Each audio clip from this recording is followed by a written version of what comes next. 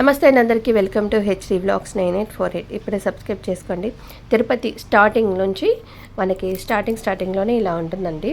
ఇంతకుముందు అయితే నేను వీడియో పోస్ట్ చేశాను. అది వచ్చేసి ఘాట్ రోడ్ అనమాట. మనం మొత్తం స్టార్ట్ అయిపోయిన తర్వాత ఇది వచ్చేసి మన స్టార్టింగ్లోనే ఇలా ఉంటుంది. మొత్తం కూడా దట్టమైన అడవులు, శేషాచలం అడవులు అనమాట. ఇవన్నీ కూడా తెలుసో లేదో నాకైతే తెలియదు, నేను చెప్తున్నాను.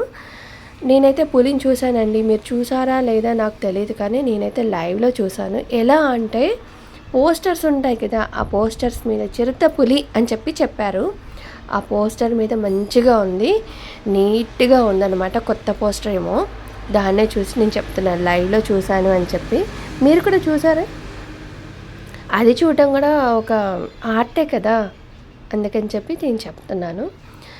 అప్పుడప్పుడు అనిపిస్తూ ఉంటుందండి, ఏమని అని అంటే, ఇంత అల్లంత దూరాన్ని అని చెప్పేసి దేవుడు అంత దూరం ఉన్నాడు కదా, మన పక్కనే అంటే మన ఊరి పక్కనే ఉంటే బాగుండేదేమో అనిపిస్తూ ఉంటుంది.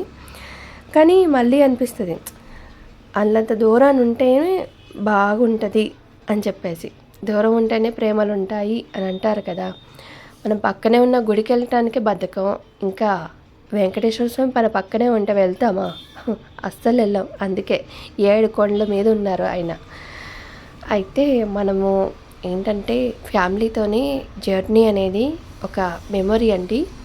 ఇంత దూరం, చాలా దూరం మన ఫ్యామిలీతో జర్నీ చేస్తే ఎలా ఉంటుంది అసలు ఆ మెమొరీస్, అసలు అవి చెప్పుకోవడానికి ఒక ఎమోషన్ అన్నమాట. అవన్నీ కూడా అనుభవించిన వాళ్ళకే తెలుస్తాయండి, ఎవ్వరికి తెలియవు. ఎందుకు అనంటే అదే అంతే. ఇంకా పూర్తి తిరుపతి వీడియోస్ అన్నీ కూడా నెక్స్ట్ వీడియోలో వస్తూనే ఉంటాయి. మీరు చూస్తూనే ఉండండి, చూసి తరించండి.